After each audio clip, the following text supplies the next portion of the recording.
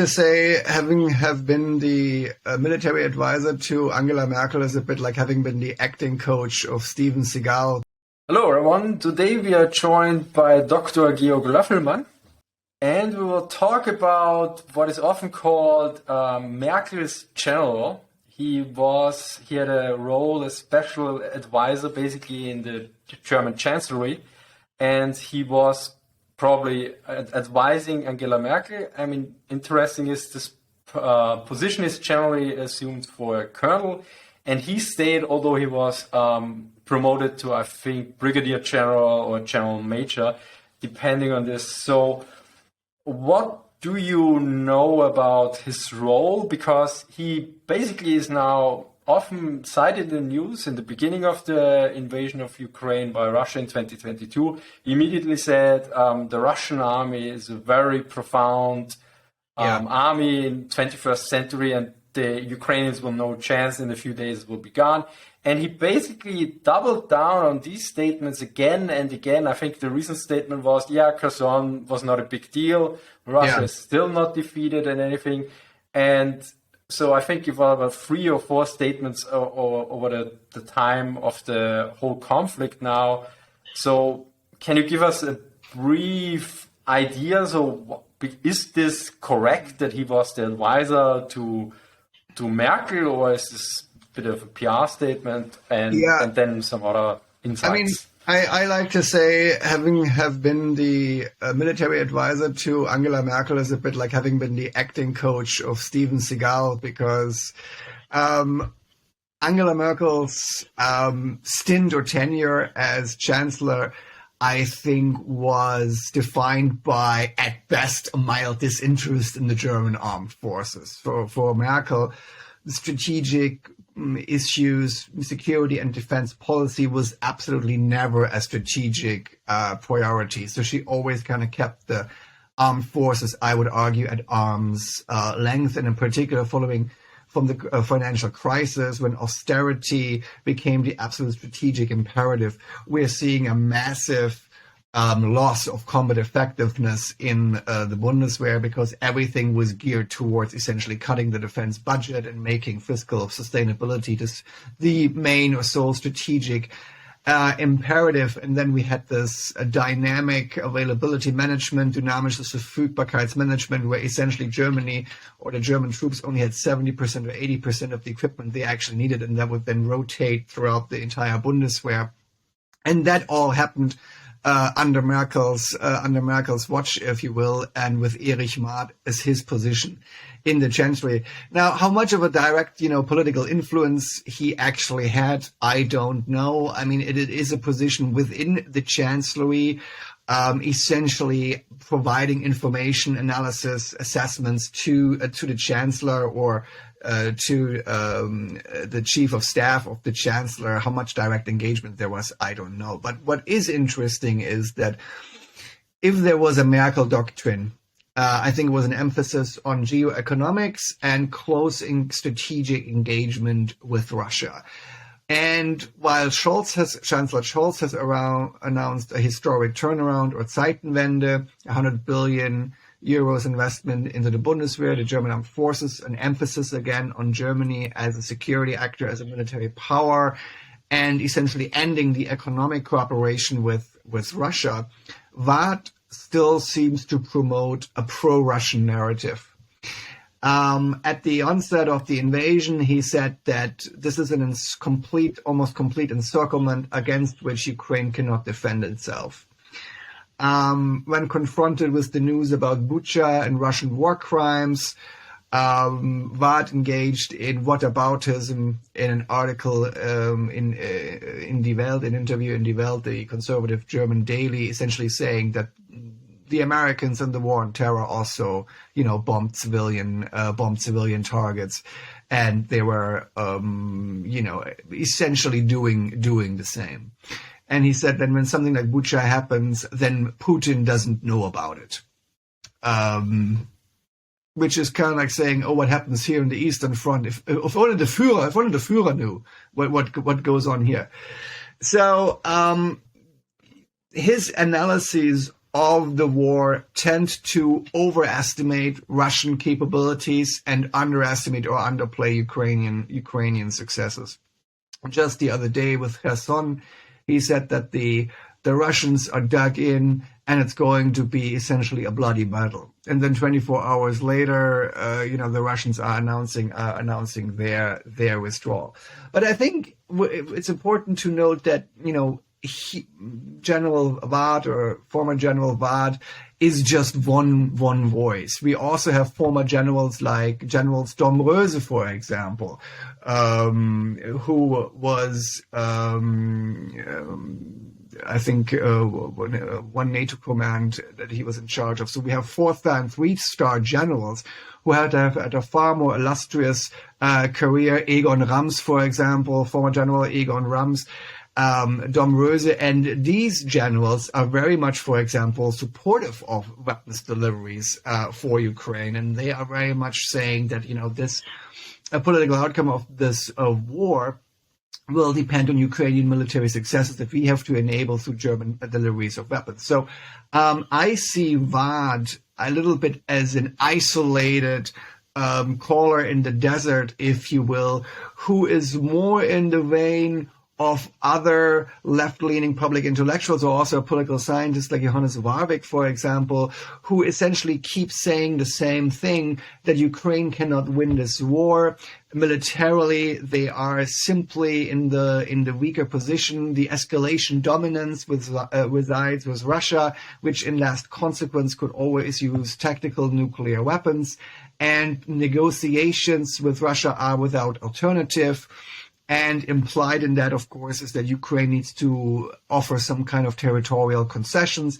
And then we might arrive at a frozen conflict or a scenario like in Korea, for example, with a demilitarized zone and, some territories under Russian control. And I think this is not the majority opinion of the strategic community. When I look at, think tanks like the DGAP, and Christian Wörling, when I look at the SWP and Claudia Major, when I look at the European Council on Foreign Relations and Jana Puglierin, when I look at, for example, Carlo Marsala at the Bundeswehr Universität München, at the University of the Armed Forces in Munich, all of these experts on German security and defense policy have been absolutely consistent in their support for continued military support by Germany for Ukraine to essentially drive up military losses, Russian military losses, to such a degree that at some point Putin will have to change his political calculus, because what he hopes to gain in Ukraine is no longer worth the price of the losses that he suffers.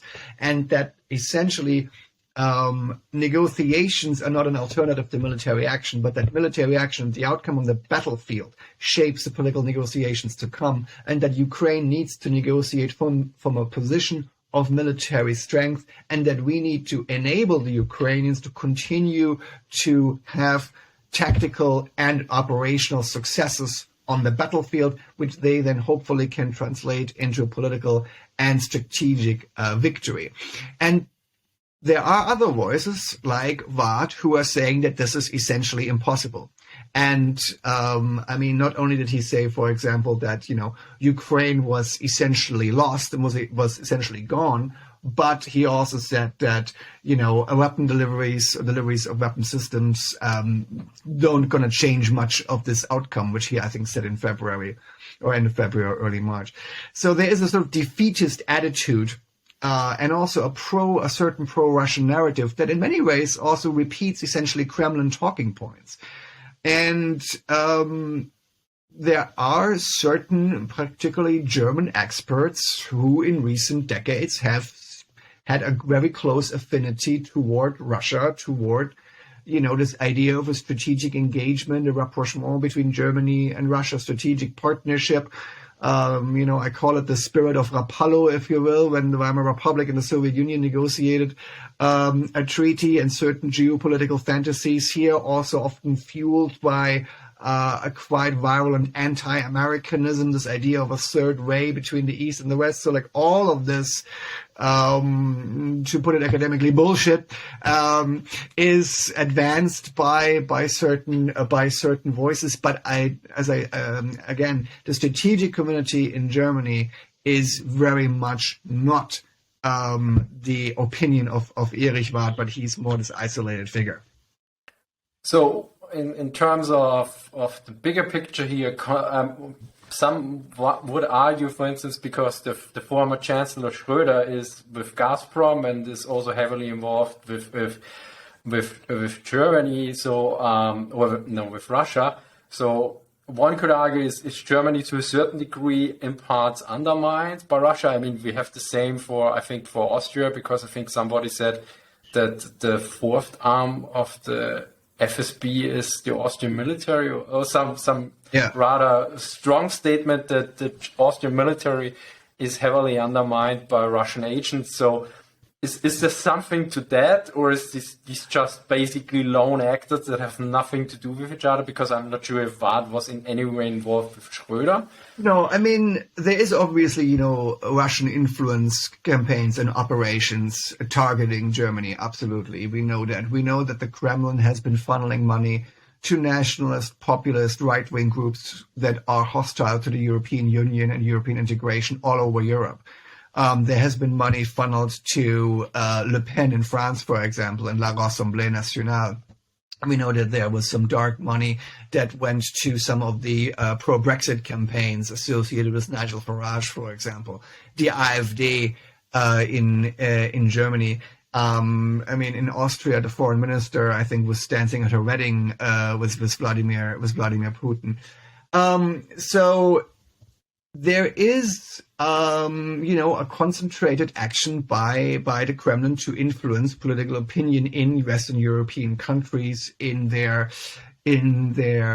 favor. And interestingly, that the very far right in Germany and the very far left, so the AfD and the Linke, are essentially both espousing the same kind of pro-Russian narrative, constant calls for negotiations, every peace is better than another day of war, which essentially completely negates the values of national sovereignty, political freedom, and territorial integrity that the Ukrainians are fighting for and defending very bravely and courageously. And there is a certain, I would say, moral rot or moral decay or moral bankruptcy in parts in particular of the far German left and the sort of like pacifist intellectualism that essentially is saying, Ukraine should give up, or Ukraine should surrender, or Ukraine should at least surrender parts of its territory so that we again, can live in peace and quiet in Germany, and we don't have to talk about war and be confronted with these terrible images and, have sort of these spirits from our own past coming back to haunt us.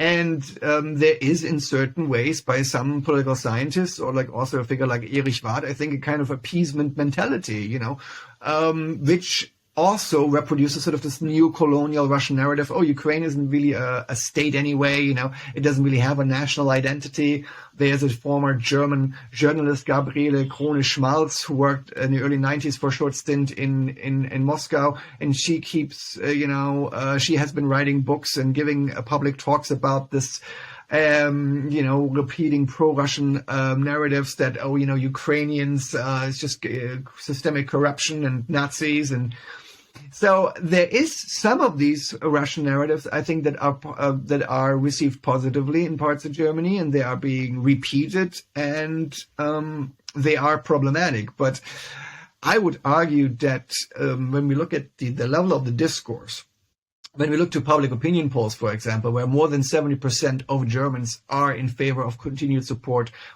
military support for Ukraine, then I see this very clearly in a minority position, and I see the center of gravity in Germany, politically, socially, culturally, shifting more towards not just support for Ukraine, but also support for sort of security and defense-related matters becoming more of a strategic priority within Germany.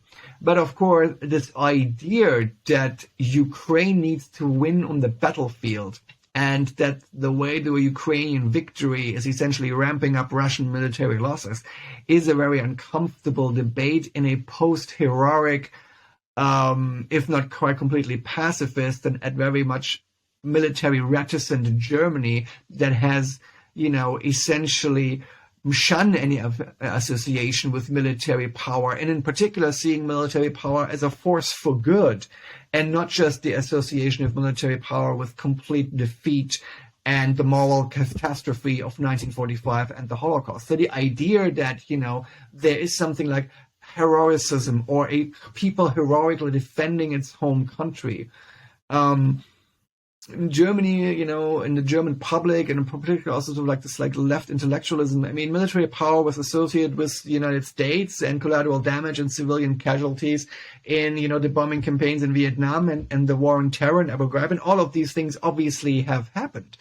But the idea that military power can also be a force to defend values like freedom, democracy, sovereignty, independence, that is something that I would say is now brought into very stark relief by the Russo-Ukrainian war, but it also makes certain individual figures who have quite cozily embedded themselves in a certain Weltanschauung, in a certain view of the world where all evil is only ever associated with NATO and American imperialism. And, Russia is seen as this sort of like pharaoh light because they're somehow representing a multipolar order and standing up to Washington, now having to acknowledge Russia as a new imperialist fascist actor that has launched the greatest war of aggression in Europe since 1945, has engaged systematic in war crimes, genocidal practices, mass rape, the kidnapping of Ukrainian children, deliberately destroying Ukrainian foodstuffs. For many people and for some many individuals, this is a very uncomfortable wake-up call, and not everybody wants to face up and wake up to this harsh new reality of their entire worldview essentially collapsing around them. I think that this touches on something, as I said, culturally in Germany in particular. I mean, other countries like Britain and France, for example, who have more of this sort of like good war narrative and an unbroken military tradition, have less of a problem or find this, I think, less challenging, although all European countries, to varying degrees, find themselves these days in more like of a post-heroic, context where military losses in particular are less and less acceptable, also in terms of, civilian casualties, collateral damage. That's Britain as much as France. And it's maybe most pronounced in Germany. But I think when we look at the debates, we're pretty much having the same debates in all of the European countries, what to do about Ukraine, how far to, support them. And while there is a particular German angst-filled debate around nuclear weapons and escalation, I mean, we also have debates over escalation in the UK and in the United States, for example.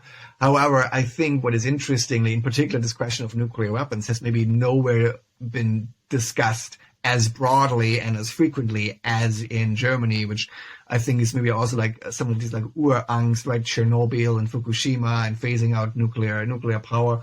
So there is a bit something of like an irrationality around this as well, perhaps. But by and large, I think all Western countries are debating also, what is the end game, and they're all saying obviously Ukraine sets the conditions for victory.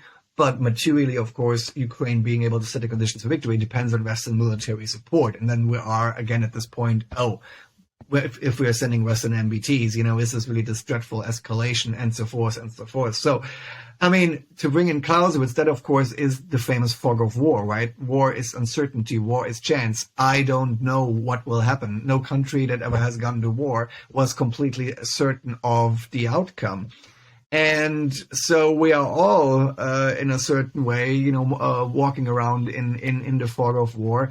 And, I mean, the best possible outcome of this is, of course, that Ukraine maintains its territorial integrity to the utmost extent, at the very least, hopefully before the Russian invasion of February of 2022. But, of course,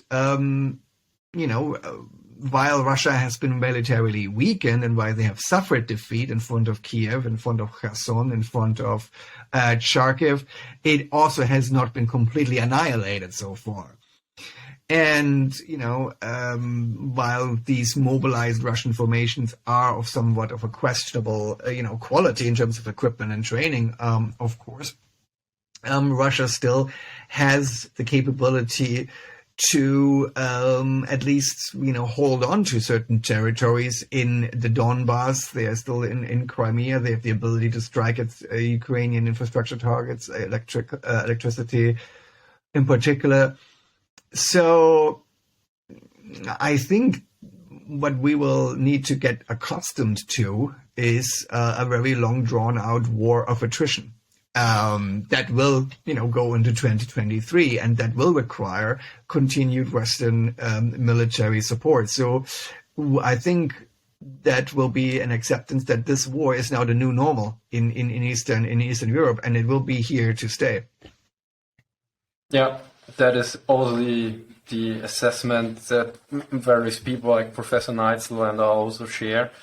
Because, we don't know how long the Russians can hold out. And I mean, what I found interesting recently in a podcast, I think it was with Lex and Fiona Hill, and she mentioned something along the lines with the thinking of punishment, basically, that to a certain degree she thinks, or one line of thinking could be that Putin says, okay, I've punished now Ukraine enough, and then I will stop, basically. And this is a mindset, I think this is rather hard to understand from our Western thinking. And this is a major problem, because I talked with several people also from Eastern Germany, and they said to me, the one problem we have in the West, we don't understand the Russians. And this is one of the major strengths the Ukrainians have, because they understand the Russians, whereas the Russians to a certain degree seem to have a problem understanding Ukrainians, if I get it correctly, because they mainly see them as little Russians to a certain degree from the colonizing aspect, that they look down upon them. And this might be might be underestimating your enemy. Generally, is one of the worst mistakes one can make in war. I mean, when you really boil it down to it, and this is where I'm speaking a bit from the background of my own research and kind of critical security studies and constructivism, this isn't really a war about territory or natural resources. This is a war about identity. And this is a war where we basically have two competing claims of identity. We have the Ukrainian people saying that we are a nation and we are sovereign and we are independent and we are the masters of our own fate. And we are not just subservient to Russia. Our language is our language, and it's not just a Russian dialect. And we are our own people, and we're not just another Russian ethnicity. And then we have the Russian narrative, which is essentially, this is a Russian people that is ruled and lorded over by a small clique of neo-Nazis in Kiev, and the Ukrainian language doesn't exist. It's a Russian dialect. Ukraine doesn't exist. It is Russia. It is part of Russia. And Putin essentially, trying to reestablish a vision of the Russian Empire, of Russian greatness. He said that the collapse of the Soviet Union was the greatest catastrophe, greatest geopolitical calamity of the 20th century. So essentially, Putin is trying to impose his narrative, his claim to Russian identity, Russian greatness, Russian imperial status through the use of force by the conquest of Ukraine. And because of his military defeat, he already had to downgrade that from, the conquest of all of Ukraine and regime change in Kiev to, conquest of the Donbass and those 4 provinces that Russia now annexed after these sham referenda were held there. But even in Kherson now, the only provincial capital that they actually managed to conquer, and that was supposed to be now and forever part of Russia, they had to withdraw from there because of their deteriorating military situation. And why did they have to withdraw? Well, in particular because of Western supplied artillery that allowed the Ukrainians to weaken the bridges over the Dnieper so the Russians couldn't land heavy reinforcements, because they were hitting the supply depots, because they were hitting the artillery, because they were hitting the logistics hubs, and so the Russians had to, move back their artillery, and they were severely crippled in their ability to essentially supply and resupply their formations. So there we directly see how military action essentially sends the political conditions for this war and for this conflict. And I think on a strategic level, Russia and Putin have already lost, because Russia was unable to erase Ukraine. And if anything, this fight of Ukrainians for Ukraine, for an independent Ukrainian identity, for Ukrainian sovereignty, for their country, has rallied support around the world. I mean, and not just on a political level. We see this on social media with the NAFO fellas, for example. This brave fight for Ukraine. The meme on Snake Islands, Russian warship, go fuck yourself. All of that, has, Ukraine literally also put on a map for, also many Western publics that maybe were aware of Ukraine, but, didn't really know much about it. And now everybody, has seen the blue and yellow flag of Ukraine. And it is absolutely clear that this is a country, an independent nation, an independent people fighting for its own freedom. This is also why I think so many publics around the world find the struggle so inspiring, right? I mean, it is the classic, the rebels versus the evil empire, the freedom fighter versus the colonial oppressor. It is literally a fight, if you will, of good versus evil. And so, if the idea was that Ukraine would essentially disappear and be sort of reabsorbed into the Russian imperial space, then this has completely and utterly failed on a strategic level. And of course, the military, the economic, the reputational costs for Russia of this war are absolutely enormous. And, Putin has gambled and has completely miscalculated. And this entire thing is already, in my opinion, a spectacularly defeat for Russia. I mean, one view could be that Russia is probably currently engaging in the most successful nation-building process yeah, we have seen, probably, or in the final stages without intentionally doing it. And at the same time, probably also in the greatest PR campaign for Ukraine as well, on an international scale, at least for the Western countries, because we should not forget there's some countries like Africa and some in Asia that are more like pro-Russian or reluctant, although we don't know how this shifts over time, because this is something else. Well, thank you very much for your insights. Thank you. Everyone, thank you for watching, and see you next time. Bye.